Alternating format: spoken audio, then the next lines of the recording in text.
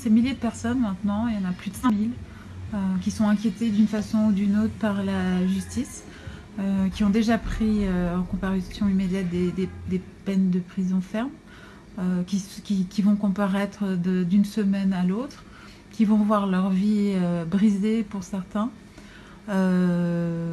qui pour la plupart ont tout un casier vierge, aucun antécédent de violence. Ces gens-là, on avait envie de les aider, on avait envie de se grouper tous pour les protéger. Vous avez été touché par cette démarche. Qu'est-ce qui vous a donné envie de signer ? C'est une démarche qui est hyper importante parce que c'est des gens qui se sont groupés. Pour certains, c'était juste de l'attroupement. Pour d'autres, c'était de l'entrave à la liberté de circulation parce qu'ils n'ont rien dans leur frigo à la fin du mois, quoi.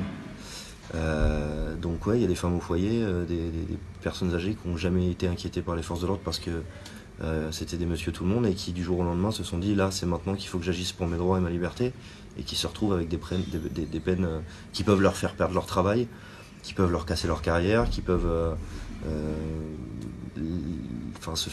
ça peut les amener dans des situations financières dans lesquelles ils ne pourront pas se sortir.